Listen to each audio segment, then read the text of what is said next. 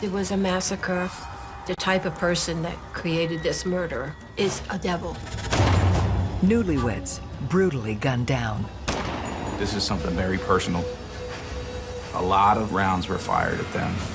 A world of unexpected suspects and secret deals. Did this family feud that they have rise to the level of a sister killing her brother? The life insurance policy was for $1 million. If something happened to one, the other would be paid. You have somebody involved with an outlaw biker gang. Perhaps they owed money to this gang, and the killing was retribution. The truth will be revealed. There's the psychopathic undercurrent that was driving him, plus entitlement and greed. We have a cocktail of the most volatile motivators. Every day in North America, dozens of people are murdered. The key to solving the toughest of these homicides lies in the final 24 hours of the victim's life. To crack the case, detectives must reconstruct that critical timeline. The minutes and hours containing evidence that can help unlock the mystery and catch the killer.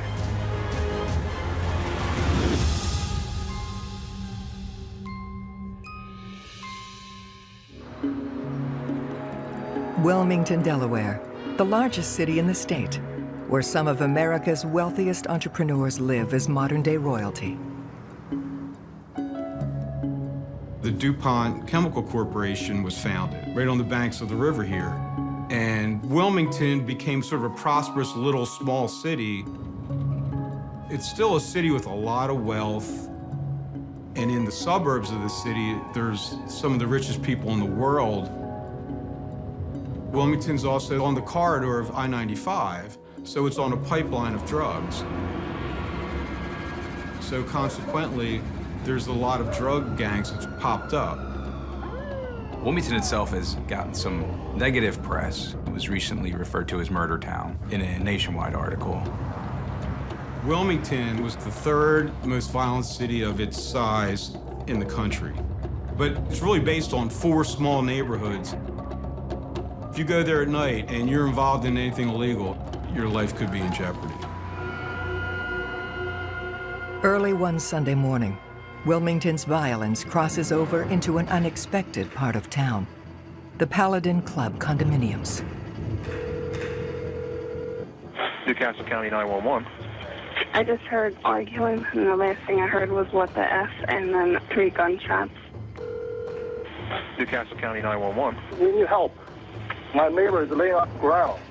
She's hurt, right? She has blood all over her body. So 1:16 a.m., 911 received a call about a woman down on the ground, apparently shot, very bloody scene. Police arrived and they saw this woman. She was shot at close range.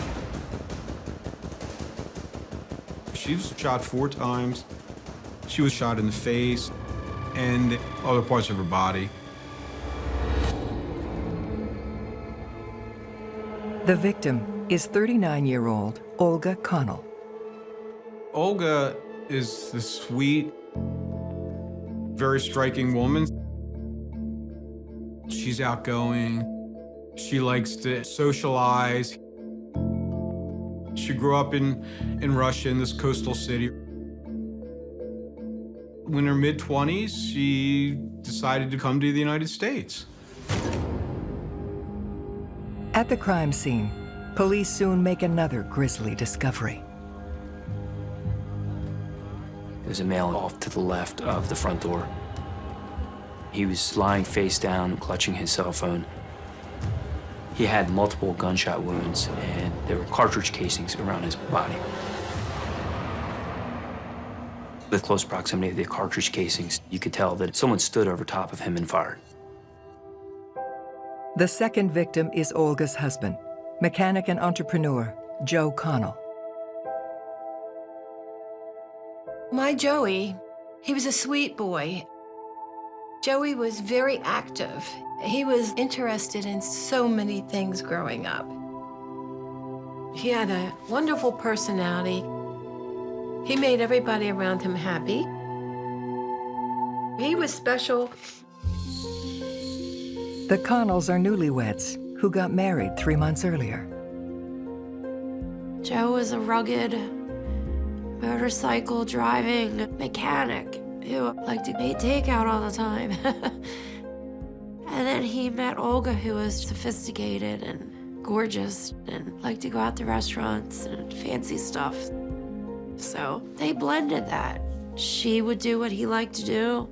He did what she liked to do. They just enjoyed each other. Oh, they were happy. Heading up the investigation into the murders of Joe and Olga Connell are Sergeants Jamie Leonard and Justin Breslin. At the crime scene, Olga had her keys in the front door. Her phone was on the sidewalk. All her jewelry was still on. They had car keys. They had everything. We could tell fairly quickly that it wasn't a robbery or anything like that. This is something very personal. A lot of rounds were fired at them. Olga clearly made it to the door, and she starts taking fire. And based upon the way he fell, which was face down, Joe attempted to flee, but was unsuccessful.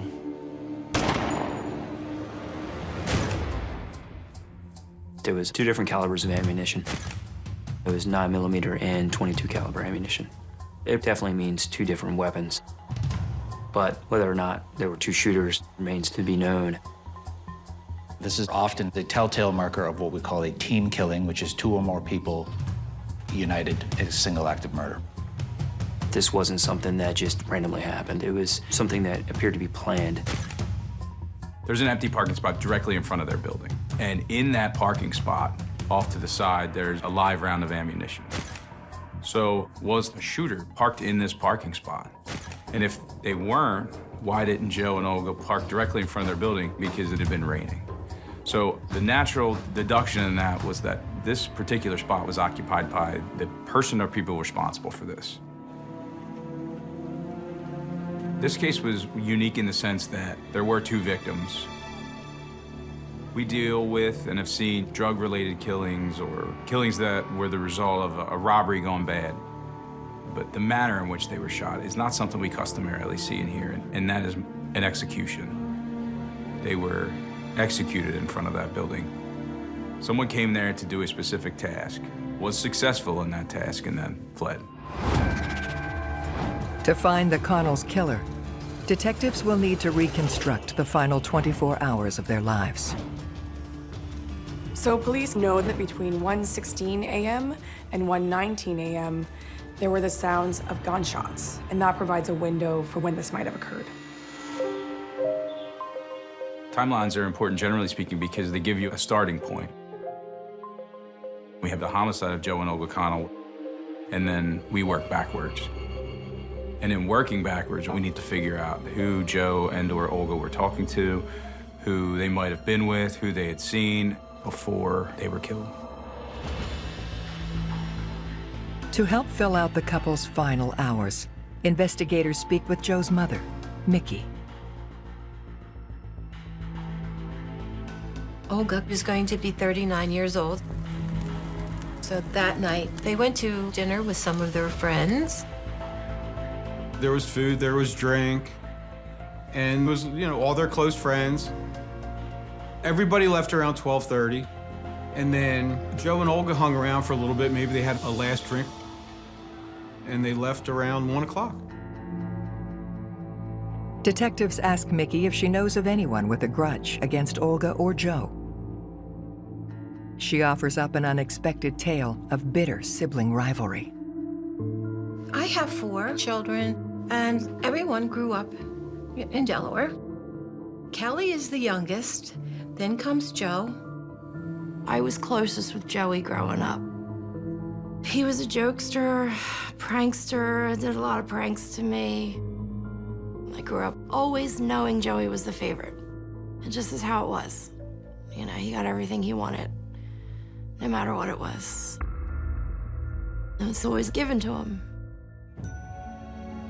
Detectives learned that years earlier, when Kelly got married, her mother gave her a diamond ring. The family heirloom soon became a point of contention between the siblings. Joey said, Mom, I would really like to marry Olga.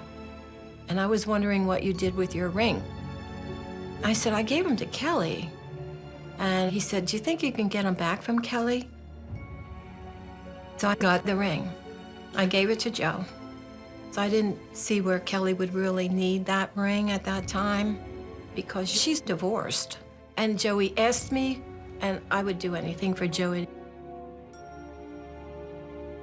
When Kelly found out this was bad. It was a $20,000 ring. I mean, I was really angry. I just felt kicked in the teeth. Furious, Kelly confronts Joe and Olga. She made texts to Olga asking for the ring back. Then Olga was upset. That's when the fight started. Joe was livid. Joe said, I don't want anything to ever do with you or your children again. Stay the F away. They were getting nasty. When the couple's home is burglarized shortly before the murder, all eyes turn towards Kelly. In July of that year, someone had pried open their front door and stolen some jewelry, a laptop, and fled. Joe thought Kelly did it because he was telling people. And some of the family said, oh, Kelly probably did it. All arrows pointed to Kelly. So I was caught in the middle of thinking, did she or did she not? It's not uncommon for family to kill family, but did it happen? In this case, Sergeant Breslin and I had to get in there and figure out exactly what happened. In the brutal murder of Joe and Olga Connell, detectives zero in on a surprising suspect. Joe's sister, Kelly. Joe, Kelly, and Olga had been fighting over this ring, and that burglary. The feud intensified, and Olga tried to get what we call here in Delaware a protection from abuse order, or you may know as a restraining order. The feud was certainly something that could come to violence. When there's an application for a restraining order, it tells me some conflict has escalated to the point that maybe one party or both are feeling that aggression or violence is a possible option. Did this family feud that they have rise to the level of a sister wanting to have her brother killed? Or possibly physically killing her brother?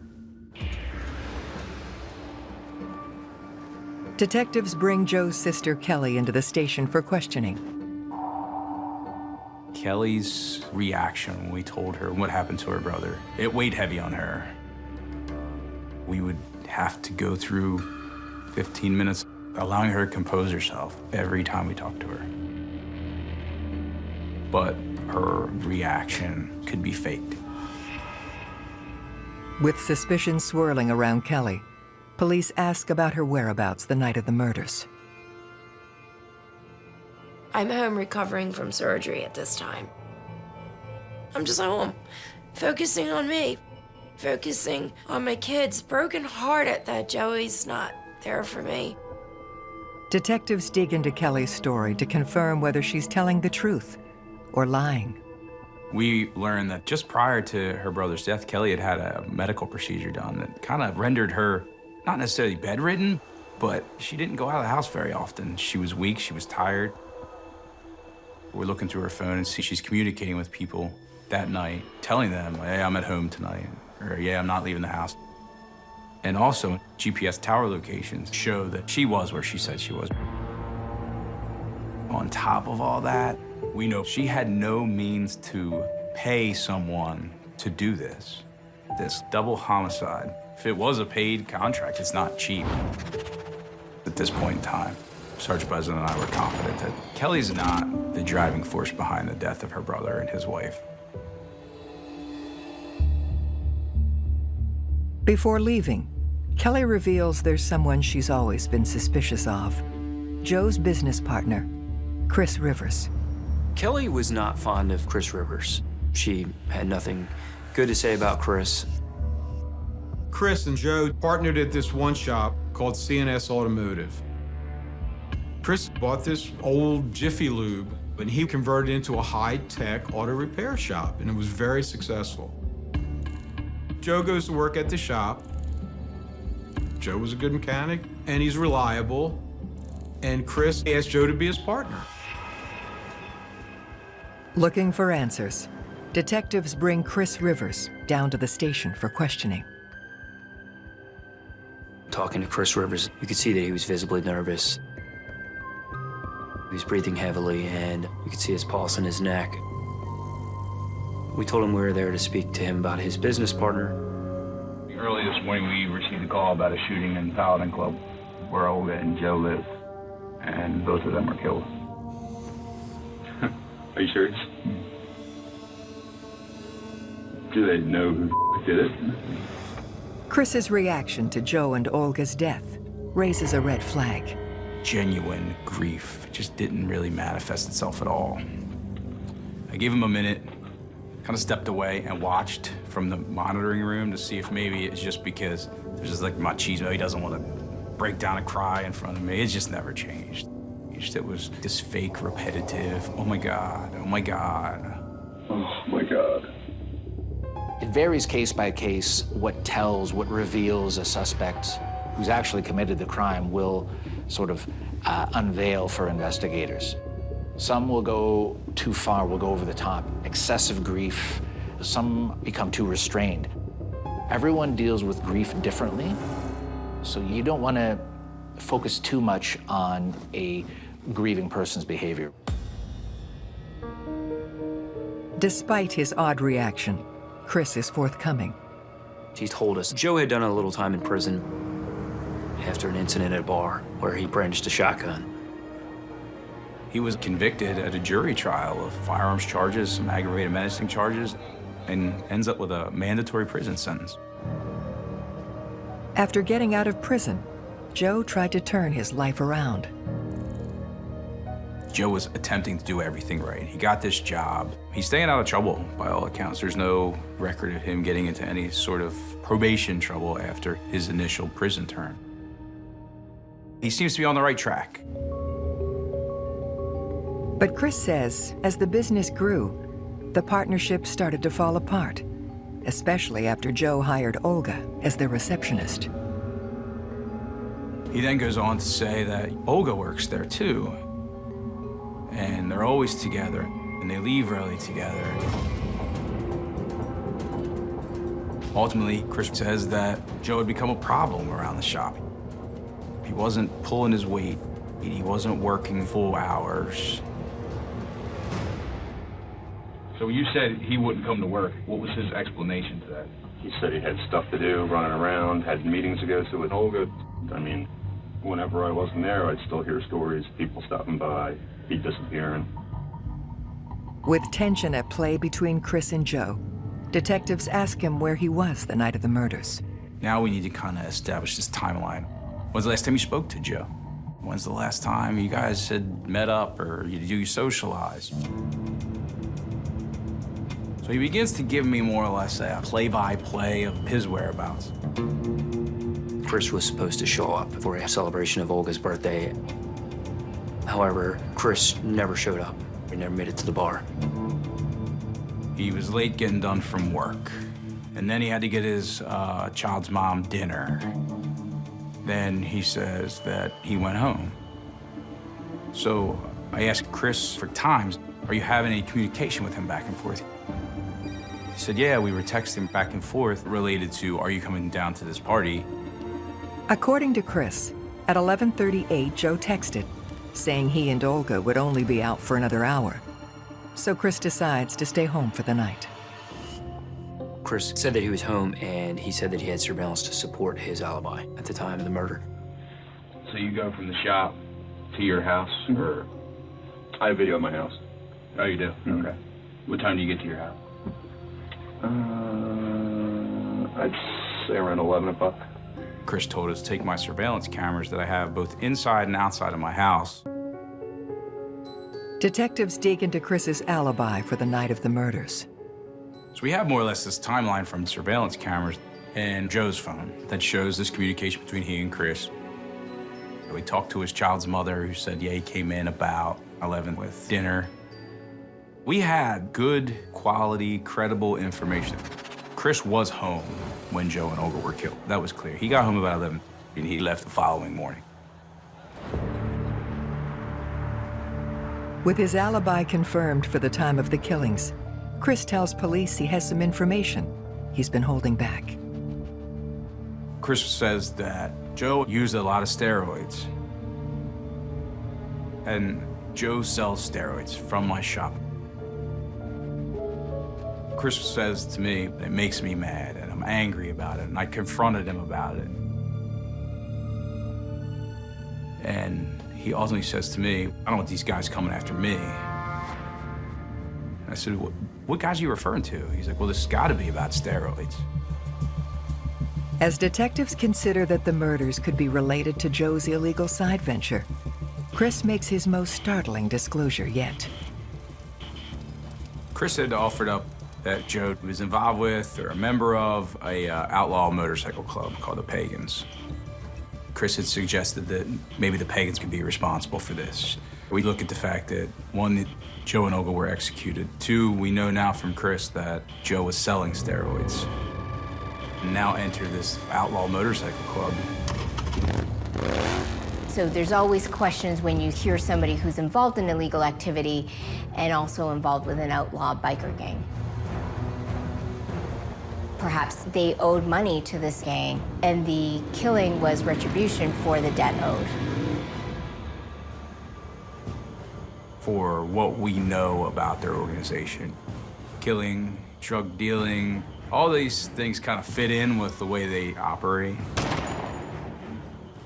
So we're thinking that, yeah, this actually is something to follow. These are money-driven organizations at the end of the day. Outlaw motorcycle gangs dabble in enough forms of crime. If you were to cross them and steal from them, you wouldn't be in a very good position. And it looks as though Joe may have been in deep to these people. In the brutal double homicide of Joe and Olga Connell, police are working a new theory that the Newlyweds could have been killed by outlaw motorcycle gang, the Pagans. Talking to different friends and family members, we found out while Joe was in prison, he became acquainted with the Pagans Motorcycle Club, and they became close. And Joe would associate with the Pagans. We loved all of them because they were a group of riders. When he came out of prison, they liked to ride together. I knew a couple of them, and one of them that really was a good friend of Joe's. Through their law enforcement sources, the police checked the Pagans to see if there was any beef with Joe. And they assured the police, no, we got no problem with Joe Connell. But could this be a lie being fed to them by lower-level gang members? We were able to get in touch with a member of that club who held an authoritative type position. He reiterated to us that Joe was a friend of several of the members there, but that they had nothing to do with his death, that they were as taken aback by it as everyone else. So we were able to close the book on that, at least for the time being. With the Pagans' lead eliminated, the investigation into the double homicide of Joe and Olga Connell hits a wall. People that live in Wilmington and around Wilmington were worried about all these shootings. 2 people ended up dead in front of their condo building, and these killers were still walking the streets. There's the pressure you put on yourself, and also the pressure from these external factors when it comes to narrowing down the suspect. We're working through these theories that we have. So eventually, one of these is going to lead to something.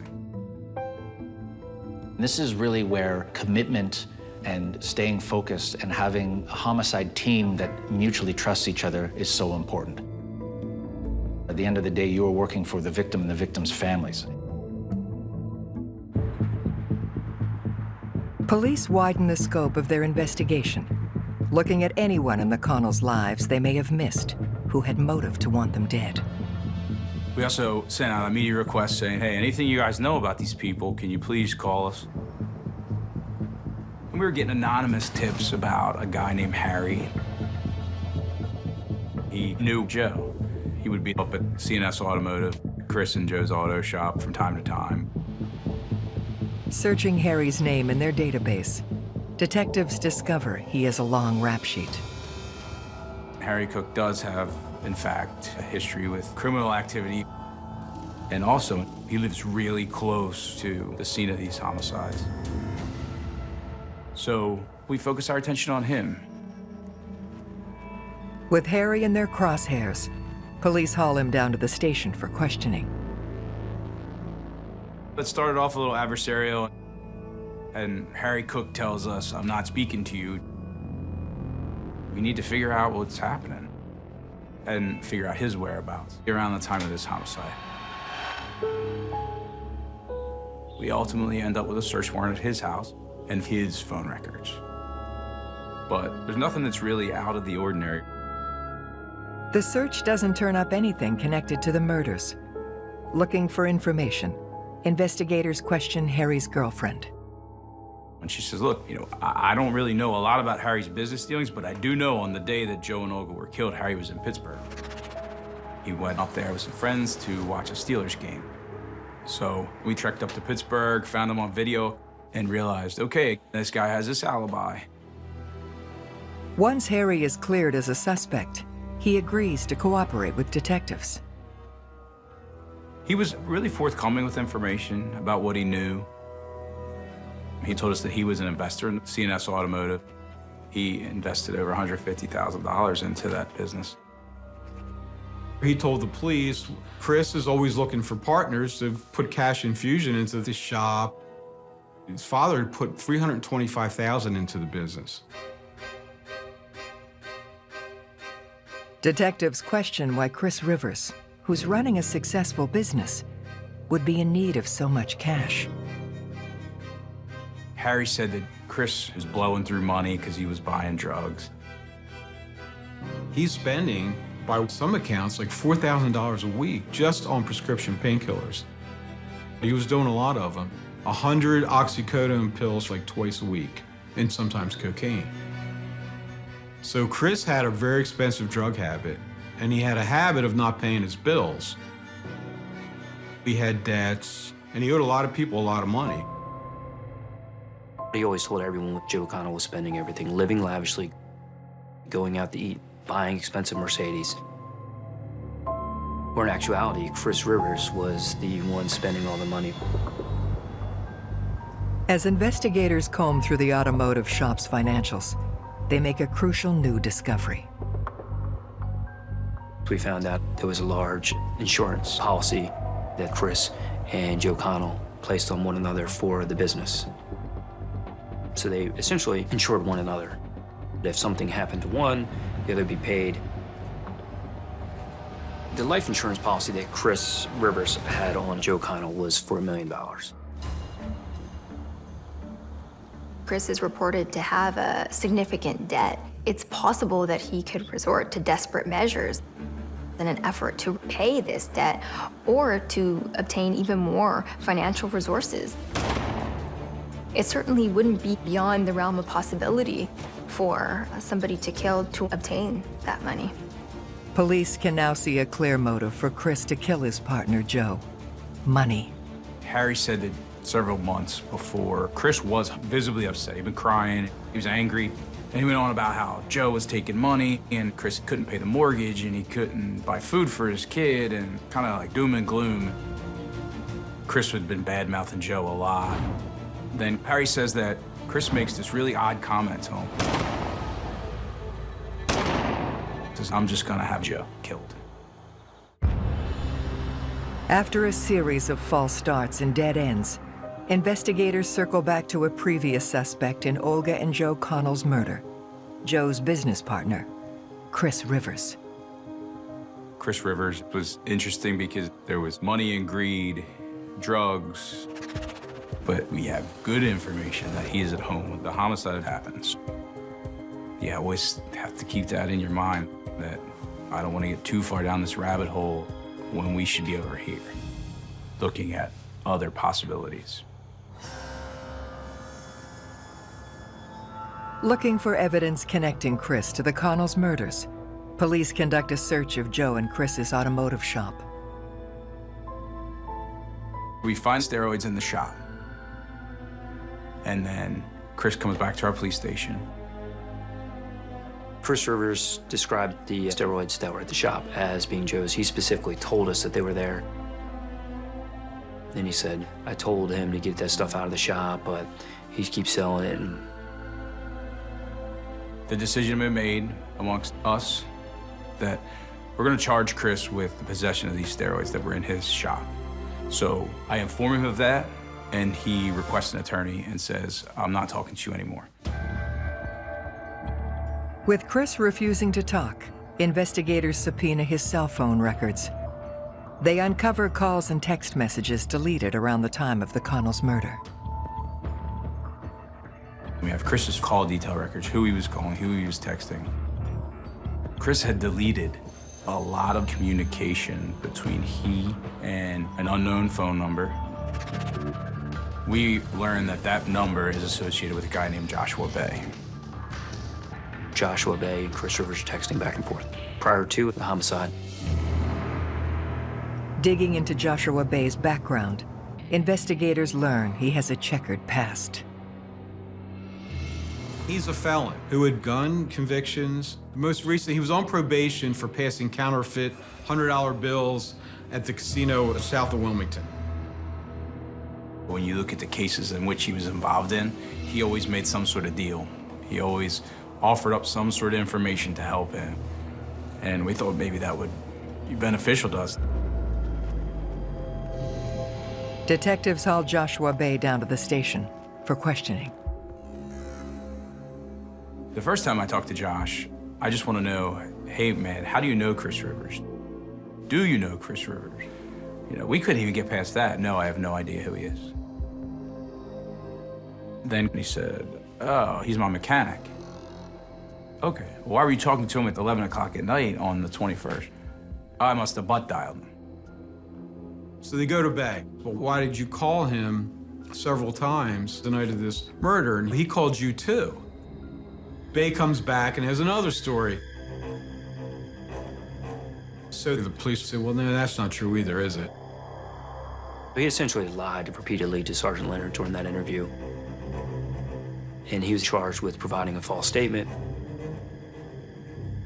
And he admits that he sells Chris pills and sometimes cocaine. Believing Chris and Joshua were working together, investigators dig into Joshua's phone records, looking for evidence of a conspiracy. On the night of the murder, you see Chris Rivers communicating with Josh Bay, and then Josh Bay in turn communicating with someone else. And that number came back to a guy named Dominique Benson. Dominique was known to law enforcement and to other people around Wilmington as being a contract hitman. Investigators also learned that the hitman Dominique often worked with another man named Aaron Thompson. He said there are 2 paid assassins that will do hits for $10,000 apiece. And he had named Benson and Thompson as these guys. Working to establish there was a conspiracy to kill the Connells, investigators also searched through Dominique Benson's phone records. We found this communication between all these people that we're talking about up to this point. Joe, Chris, Josh, Dominique, is all linear. You see that after Joe talks to Chris, and Chris talks to Josh, Josh talks to Dom. Dom then calls the guy named Aaron Thompson. The information was all starting to kind of come together, but it all hinged upon Josh putting context to this conversation. The only person that sat right in the middle of all this was Joshua Bay. He'd be able to tie the front and the back end together for us. But Josh isn't moving on his position that he does not have any information to offer. So we're dead in the water from this point forward unless Joshua Bay can provide us some information.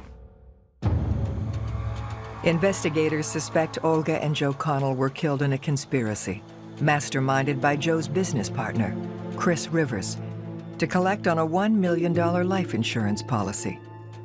Rivers' acquaintance, Joshua Bay, is key to cracking the case, but police can't get him to talk. Frequently, the low-hanging fruit, or in this case, somebody in the middle, if you can get to them first, you can work the chain of the conspiracy up from there. So we are preparing for Josh Bay providing a false statement to law enforcement trial. Sergeant President and I went up to the courthouse to process Josh on his arrest warrant. At the courthouse, Josh offered us basically a full confession in what his involvement was in this entire incident. Josh finally collapses and gives in to what we call death by 1,000 cuts. The investigators in this case were relentless, and ultimately that proved to be too much for this guy. When detectives question Joshua Bay, he says to understand his role in Joe and Olga's murders, he has to go back to when he met Chris.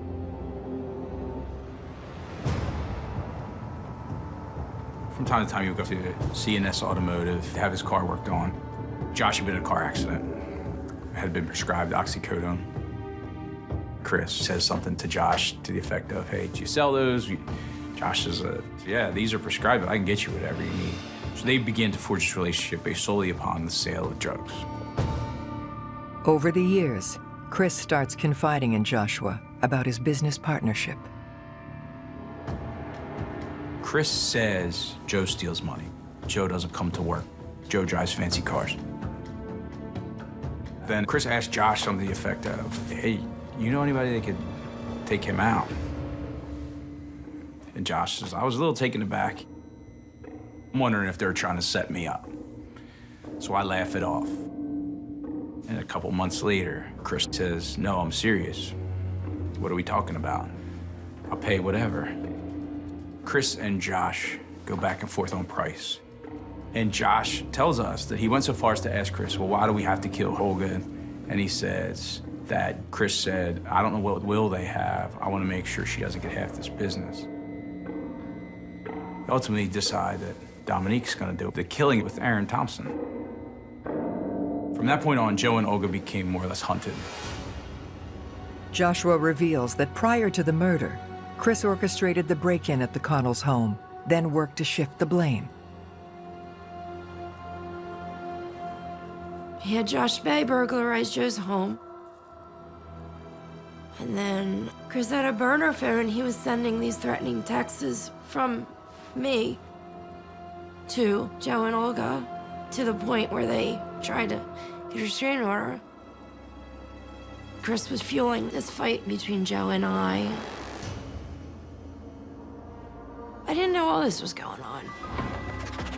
With Joshua's confession, detectives are now able to fill in the final 24 hours of Joe and Olga Connell's lives. Josh says on the day of the actual killing, he reaches out to Chris. Chris says something to him like, tonight's the night, 7 o'clock, they're going out to a restaurant. On September 21st at 7 p.m., the Connells head out to celebrate Olga's birthday with friends. So at 8 p.m., Chris is at the shop. He texts Joe to find out if they're at dinner, and Chris talked about that he would actually go. But then at 11, Chris arrived home with his food for his girlfriend. At 11:38, Joe texts and says, look, we're gonna stay about another hour. We're having a good time. At 11:43, 5 minutes after Joe texts Chris texts Bay, and then Bay follows up with a text to Benson, and Benson follows up with a text to Aaron Thompson. So they're all on the same page before the murders. Olga and Joe leave the restaurant at 1 a.m. and head straight home. At 1:15, they arrive home. They walk up to the door. Olga puts her keys into the lock and goes to open it. and someone started firing. Joe tried to take off, someone ran after him and shot at him, got him down, and fired point blank in the back of his head.